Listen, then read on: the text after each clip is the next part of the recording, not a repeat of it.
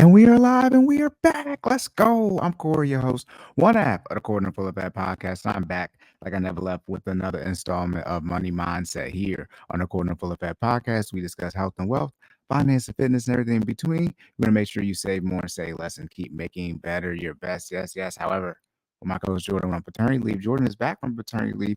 But when he went on paternity leave, we started Wednesday is now known as Money Mindset. We get straight to the financial information, no filler in between. And I know y'all see the topic of today's video. We're gonna get back into some student loans. We haven't talked about student loans in a long time here because they ended up not getting forgiven. But I've been I've been telling y'all for years now, literally years, over 2 years, due to the pandemic, the panorama of forbearance, and all the student loans getting put on pause. I told y'all that them starting that back up was going to be a significant issue. Like it was just that simple. And that's what we're going to get into today. Not just them starting it back up, but I haven't read into the article too much, but the save plan that Biden came out with to sort of compensate for, not getting all the student loans forgetting yada yada, that's having some issues. All right. Issues in the point like it's not going to happen. So we're going to get into that today. But before we get started, y'all know what to do. Comment, like, share, and subscribe. Shout out to the YouTube algorithm. Make sure y'all leave the rating reviews on the podcast platforms as well. My information as well as my coach Jordan information can be found in the description on YouTube. But y'all can see I changed up the background. I feel like I told y'all we're working on, and now that Jordan is putting in his schedule to start back recording, right? As he said, I've been gone for over a year.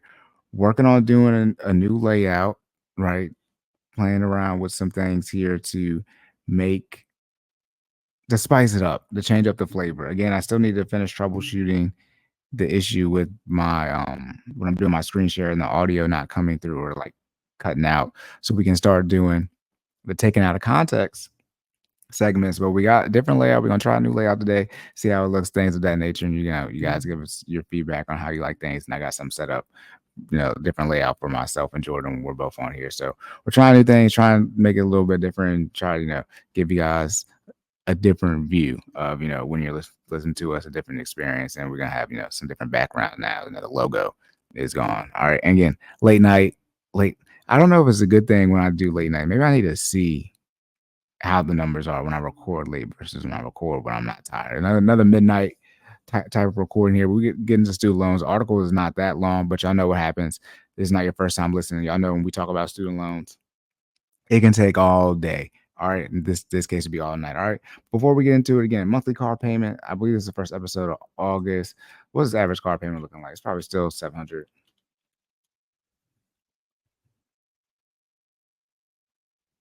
$750. All right, so we're not $800 yet. Again, what will happen first? $1,000 minimum car payments on average for a new car, or the 120 term for car loans, right? 10-year car loans, or $1,000 minimum payments for new cars. Which one of those is going to drop first? All right, and again, last but not least, this is for entertainment purposes only. Myself, no Jordan Fitness professionals. Anything here is for entertainment purposes only. You need to seek out a professional and do your own research before taking any action. All right. Let's get into it, y'all. Student loans. Shout out to student loans. And look, see, I'm telling y'all, we improving on here. Just watch this. Boom! Look at that, smooth, just smooth transition. All right, go back and forth. Working on it. I mean, I got to find a better way to have a better overlay. But look, we working on improving over here. All right, but we're gonna get into it. If you enrolled. Oh, how did I not say this? We're going back to Old Faithful, CNBC. This is technically CNBC. Make it. If you enrolled in the SAVE plan, you may not have a payment due for now. What borrowers need to know. What borrowers need to know is you need to pay off your student loan debt and not expecting the government to do something. I believe it's July 19th, so this might be right around when President Biden backed out of the running for presidency again. So I can't.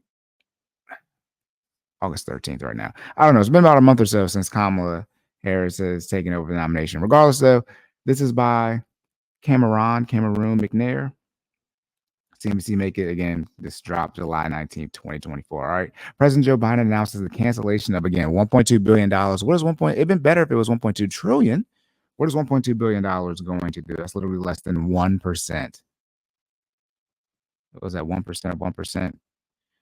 It's 1.7 trillion and 10% would be 117 billion or 170 billion. Yeah. So this is what 1% of 10%. All right, it's 10% of 1%, $1.2 billion is nothing. All right, and student loan debt for about 153,000 borrowers again. Was it over 40 million borrowers again? So shout out to February and these people getting their information. I mean, their student loans forgiven. Eighth Circuit Court. Here we go. CNBC make it. Eighth Circuit Court of Appeals in Missouri ruled on Thursday. Shout out to Missouri where Mohila is at. That President Biden's saving on a valuable education or save income driven repayment plan cannot be implemented as planned. Shout out to Missouri.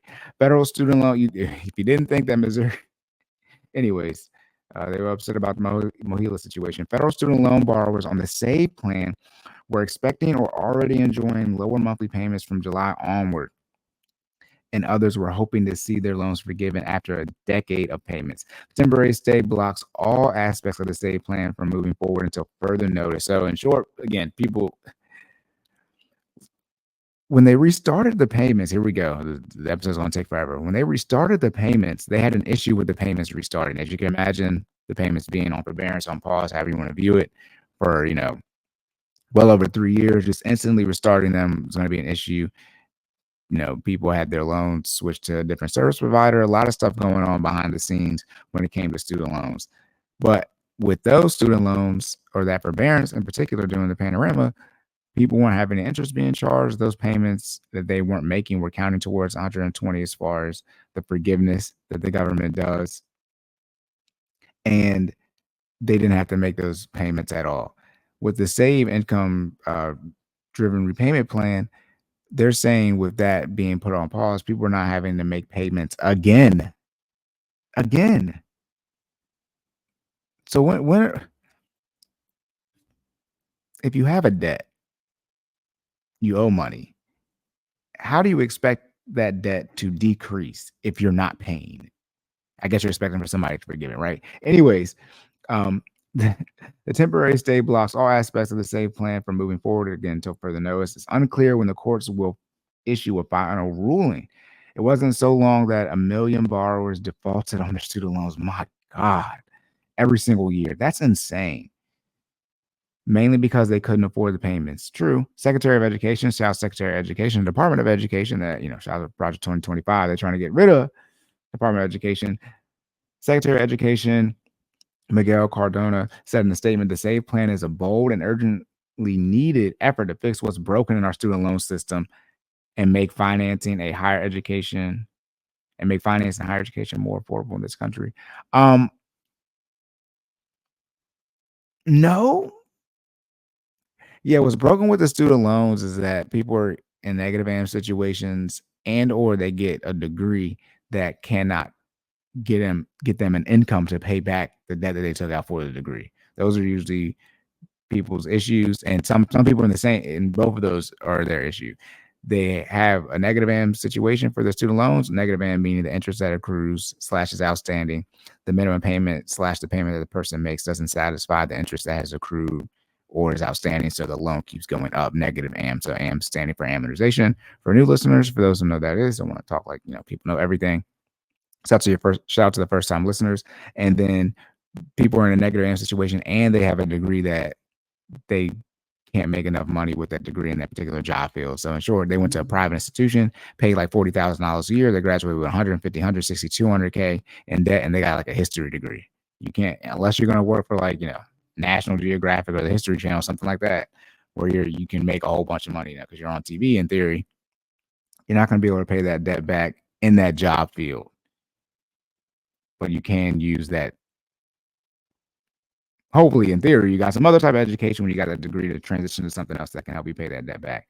Then the other thing is the financing. Well, one of the reasons college tuition is so high, if not like the only reason / the main reason, is because of this.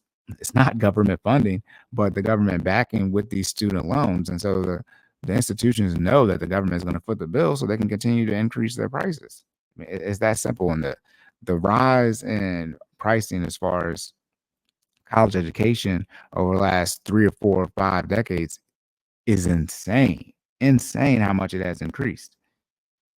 If you're already enrolled in the SAVE plan, you'll be placed in an interest-free forbearance. So in short, this is the forbearance that y'all wanted. So no interest is accruing while the administration continues to vigorously defend the SAVE plan in court, the statement said. This is crazy. So people are going to be running on close to 4 years, 5 years. You got to, possibly President Trump get reelected again. So who knows what's going to happen with these student loans? But people might be looking at 5 years, close to 5 years of no interest accruing on their student loans. I want to be very clear. 99.9% of the people out of the 40 million people, I'm saying 99.9% is like almost everyone, could probably pay their student loans off in 5 years with no interest, even with interest, but with no interest for sure, because all you have to do is, if no interest is accruing, if it's $12,000, you put $1,000 on it 12 times in a row, every month, it'll be gone in a year because there's no interest. It's not going up. So you don't have to do the interest calculation math to figure out exactly how long it's going to take you to pay off the student loan. So people are looking at 4, 5 years of no interest on their student loans and still having them is insane. Now, remember, most people who complain about student loan forgiveness have been making payments for a handful of years, if not over a decade. The generation that just graduated college, as far as during the pandemic when it started, they weren't complaining about student loans over the last several years because they were still in high school, if not middle school. They weren't complaining about student loan debt. The people complaining about student loan debt have already been making payments or in some type of forbearance. Maybe they weren't making payments for a handful of years. Like I said, even if not more than a decade. And so if you're adding another 3, 4, 5 years on top of that, as far as no interest forbearance, I mean, how much more time do y'all want? The government said they're going to forgive it in 10 years if you qualify for 120 payments. A lot of people probably have over 10 years worth of payments or close to it now with this interest-free forbearance, essentially extending the COVID relief, not the COVID relief, but the forbearance that was provided during COVID to provide some type of relief during that time period. This is getting insane. Shout out to the tax dollars that y'all want, but you're not paying your student loan anyways. If you're already enrolled in the SAVE plan, again, you're interest-free forbearance until they make a ruling. The Eighth Circuit Court ruling addresses just one of 2 lawsuits currently being litigated to determine the SAVE plan's fate. In the 10th Circuit Court, my assumption is this is still. Oh wait, hold on. Let's look at the circuit courts again.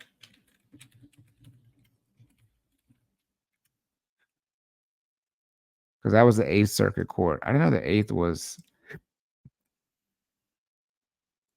Okay, yeah, this is just talking about Missouri. So that's in the 8th Circuit Court. I believe they're talking about here. No, the 10th Circuit Court. My bad, y'all.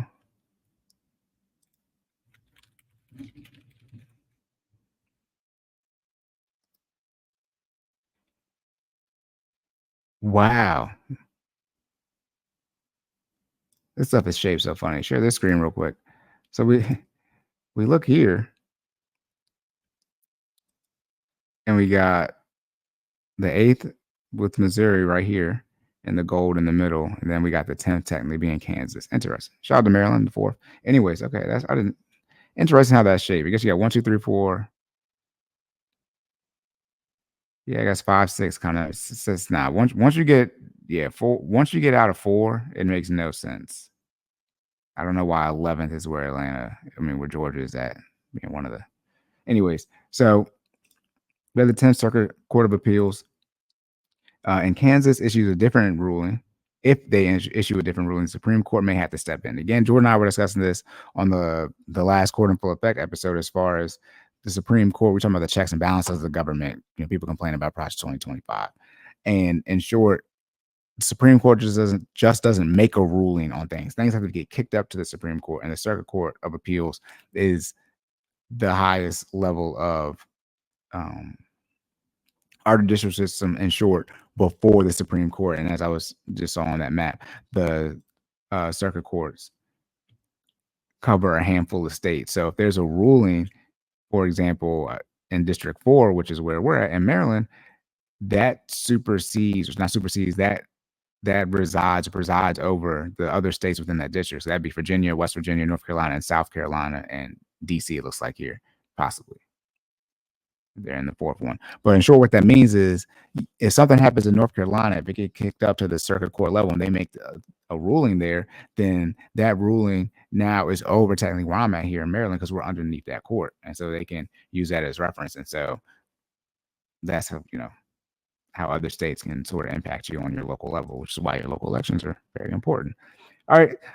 If they make a different ruling, we'll see what happens.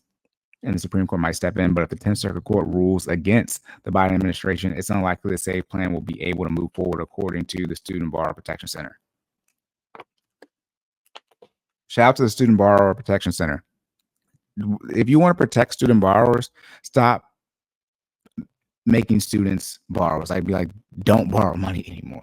Shout out to the military. They pay for you to go to college. Anyways, we are assessing the ruling and will be in touch directly with borrowers about how this will affect them. The federal student aid website reads as of Friday. Interesting. They're going to reach out to y'all, see what happens. How's that communication been going? What happens next for borrowers? Over 400,000 borrowers have already had their debt forgiven under the SAVE plan. So, man, 400,000 borrowers have their debt forgiven under the SAVE plan. But it's 40 million borrowers in total. So, again, that's 1%. So, I mean, hey, could be 0%, right? Could be 4,000 we're looking at. At least it's 400,000. So not even 500,000, though. People had their student loans forgiven under the SAVE plan. Nearly 8 million had enrolled in the program. Excuse me, not 400 million. 400,000. 8 million had enrolled in the program. So even then, 400,000, what is that? Is that? So yeah, for 5%. So out of only 5% of people that even enrolled got it forgiven. So again, you're looking at less 9 out of 10 chance tops. I mean, a lot of you wouldn't risk your life on a coin flip. Y'all have better odds risking your life on a coin flip. At least you got 50-50 odds. Messing around with the student loan debt, you got 9 out of 10 chance that is not going to be in your favor. And it's more than a 9 out of 10 chance, like a 95, 96, 97 out of 100 chance, little percentage, that your debt's not going to get discharged. Borrowers have their debt discharged. Who had their debt discharged will not be impacted. Okay, administrator. Okay, so they're saying, ooh. Again, Jordan and I were talking about this on the last episode. We were saying how Trump could get in, and if he was pro doing this forgiveness, he would just assign it an executive order and just have everyone's student loan debt forgiven. Then later on, he'd be told that, hey, you can't do that. They'd reverse it. This is saying even though Biden put this in place and they ruled, or they're working on ruling that it shouldn't be in effect, and that's why it's on pause. The people who had their student loan debt discharged are not going to be impacted, so their debt is still going to be discharged even if it comes out, and it's going to, it seems like, stay discharged unless they make a ruling to put it back on the books based off of this. Even though they're saying now hey, you this is kind of illegal. Looks like here. Those already enrolled in the SAVE plan and placed in forbearance can rest knowing they don't have a payment due for the time being. Don't rest knowing you don't have a payment due. You need to be making your payments and pay off your student loan debt. I don't understand. This is the rhetoric, right? People won't pay off their debt and they get mad that the debt still sits there. And you got a 95% chance, right? 400,000 out of 8 million people who are in the SAVE plan got their student loan debt forgiven. That doesn't mean that you're in the SAVE plan, you're going to get your student loan debt forgiven, right? That's not how the plan worked, but still, the same concept applies when it comes to the 120 as far as the student loan forgiveness for the 120 qualifying payments. If the SAVE plan remains unavailable, other income-driven repayment plans may still be options for borrowers looking to lower their monthly payments, but application for those programs are closed as of Friday morning as well. What a troll statement. Yeah, we got other programs out here, but right now they're closed as well as the SAVE plan. I want to be very clear. The other plans in general suck. That's why they came out with a SAVE plan. If the other income-driven repayment plans were better options, why wouldn't they just have those and not have created the SAVE plan? It makes no sense to tell people, hey, we don't have the SAVE plan anymore, but at least you have these other plans. No, you made the SAVE plan because these other plans aren't as good as it. I mean, it's simple logic here.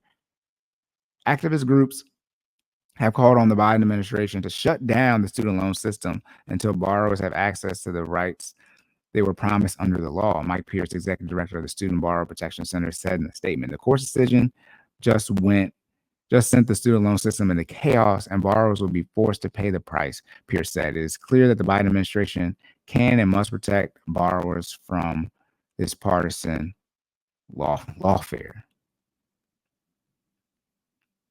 Oh, okay. That's it. Again, I told you it was gonna be a quick article. Again, if you're enrolled in the SAVE plan, you may not have a payment due for now. What borrowers need to know. Published July 19, 2024 by Cameron McNair. Again, y'all, necessities, debt payments, investments, lifestyle. I don't know how many times. I know how many times we're gonna do it in like perpetuity while I'm still alive. But when it comes to student loans, like the situation at this point is just getting out of hand. And we'll see, if President Trump gets elected, what he's going to do when it comes to student loans. But at some point in time, you just have to accept that your student loans are not going to be forgiven. And that's called like joining everyone else in reality who understands these type of things, at least in this situation in relation to student loans. Your student loans in mass, this mass forgiveness that people are wanting, or not even forgiveness as far as all the debt, some type of reduction, which is what they ended up introducing, the 10K or 20K forgiveness if you had a Pell Grant. A mass forgiveness of student loans is not going to occur. It's just not going to happen. The amount of liberal / left-leaning people that would need to be elected is out of control. And long story short, you would have to put the states that are more conservative, again, these states that are in district, I guess here, states that are more in district 4, 6, 11, 8, 5, and 10, right? These more conservative leaning areas, middle America, you're gonna have to turn those places blue and like extremely blue to get people in office on your side. But that's not how the country's set up. These places are more the red states, more middle America, and these people have elected officials who do not want student loans forgiven. In short, you're going to get stuff kicked up to that circuit court level, and they're going to say, "Hey, Supreme Court, you need to make a rule on this. This is illegal." You get to the Supreme Court, which whether y'all like it or not, the Supreme Court is conservative right now. Was it 6-3 Republicans / conservative, and those seats are right now indefinite. And so they already made the ruling on student loans and deemed them illegal when Biden tried to do the 10/20K forgiveness. And chances are, again, if this gets kicked up to them, they're going to deem that, yeah, the SAFE plan, they probably can't do this either. And that just is what it is. That's the current state of affairs. But even before then, before we even got to this point, 2, 3, 4, 5, 6, however many years ago, he's been listening to Dave Ramsey as long as he's been saying it. And anyone else who understands that you need to pay off your student loans and this type of forgiveness that you guys are looking for is not going to occur. Every now and then, like we've seen, they do like, 1.2 billion, whatever the number is, forgive 400,000 people of their student loan debt or discharge it. That's nothing in the grand scheme. I mean, they forgave 400,000 people out of the 8 million that applied for the SAVE plan, and they're saying 40 people have debt. Y'all, that's 1%. They saw 1% of the problem. Like 150 here, 150 there. Remember the amount of people who are applying for debt every year versus how many people they're forgiving student loan debt every year. I haven't looked at those numbers, but my assumption is more people are applying for student loan debt every year versus how many people are getting their student loan debt completely discharged on a year-to-year basis. Because anybody can apply for student loan debt. It's not just, recent high school graduates. It's anybody. You can go back and get if you want to go to school, just apply for student loan debt. Boom, you got it. And we rarely get into actually breaking down student loans versus we talk about how student loans impact millennials, but the student. We rarely talk about student loans and break down how it impacts the student's parents in the form of Parent Plus loans. Parent Plus loans are arguably worse than student loans as far as the student loans being just for the student. When we get into the sandwich generation and your parents have student loans, but they're for you. So, I mean, their Parent Plus loans getting redundant here, but they're Parent Plus loans and your parents' inability to retire because they're paying off your debt and they're legally responsible for it, right? Different conversation about if you had a different conversation about if you spoke with your parents or your mom or dad, whoever has the loan, about if you're going to pay off the loan. But when we get into how I can't even get it out. Millennials are actually worse off in part of Gen Z now because Gen Z is getting to that student loan age. They're there, but early 2000 babies.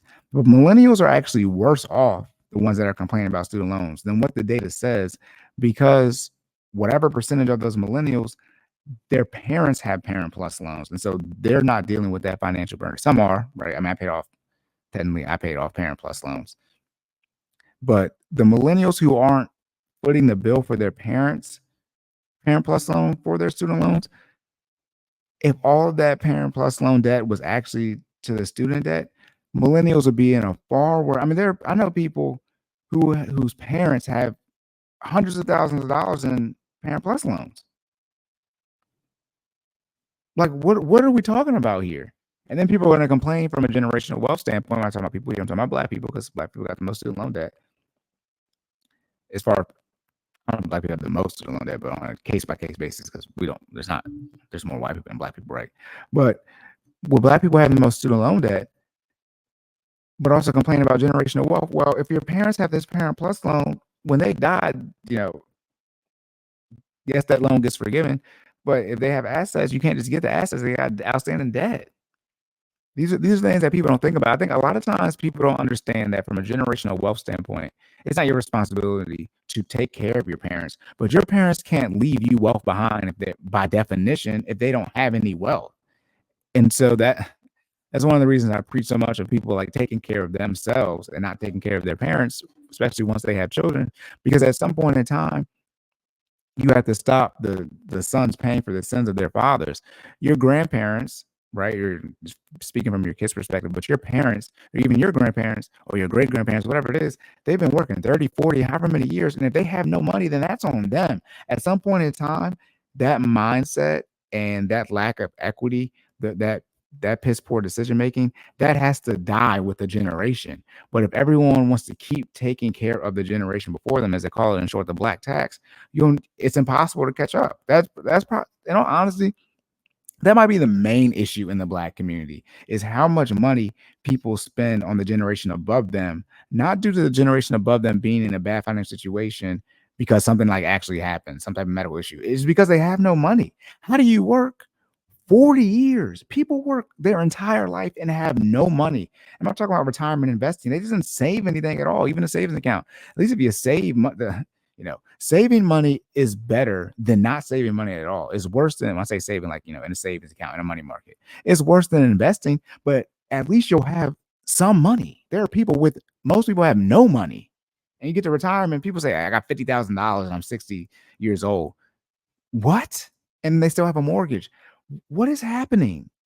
How does that mindset even get there? Then when you extrapolate that to the black community, black community is like the dominant. We dominate all the bad statistics outside of, being an athlete or an artist, or an actor. We dominate all the worst statistics. And so it's even more potent, more prominent in the black community. And the one thing I try to tell people, in particular my clients, is, I said everybody this, but like, you gotta let people die. I mean that metaphorically and literally, but like, I've already said this before. None of the grandchildren have any money saved for their college tuition.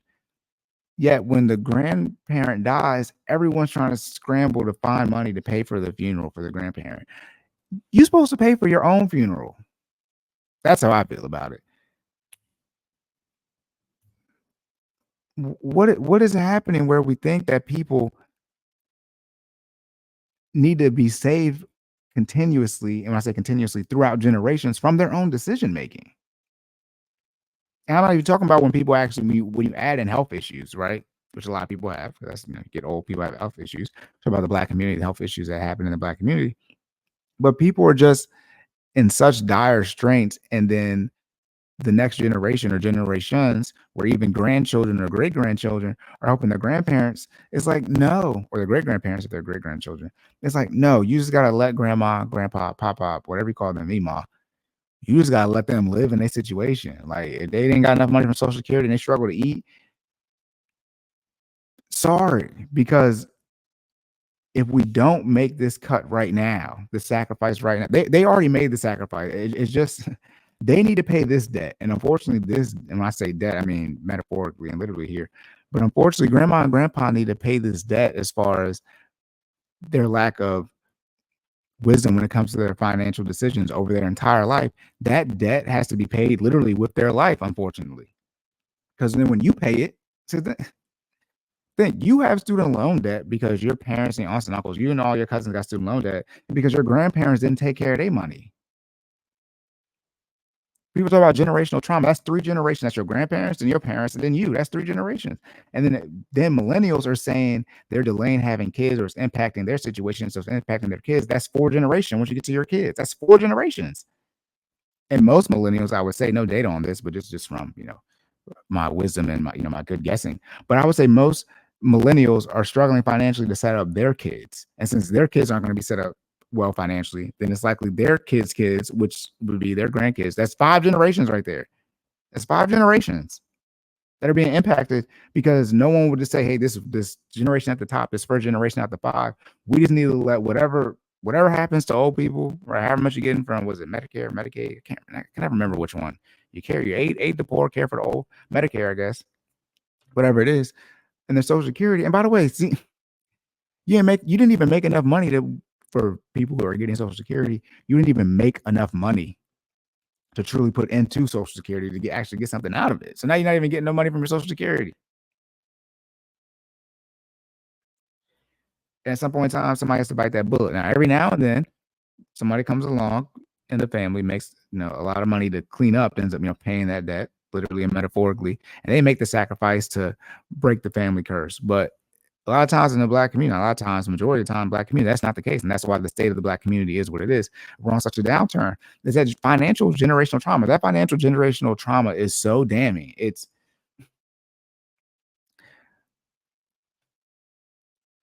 the financial generational trauma is the real trauma that y'all complain about from slavery. It's the lack of economic success, which Black people did had, in the Black Wall Streets. But in short, it's the lack of access to finances, economics, the ability to build wealth and then build wealth, leave behind, have generational wealth. That's the main issue that people complain about is money. And if the people who don't have money that came before you from a generational standpoint are having everything paid for them by the generations after them, when is that going to stop? When are you going to start paying for your stuff? Because again, you're in the same situation because you got the Parent Plus loans. Now, I would say Parent Plus loans aren't quote unquote your fault because your parent decided to take them out by definition. But it continues. Like it just continues. I look at it like, my mom was like $17,000, nowhere near like, multiple 6 figures as people I know with Parent Plus loans.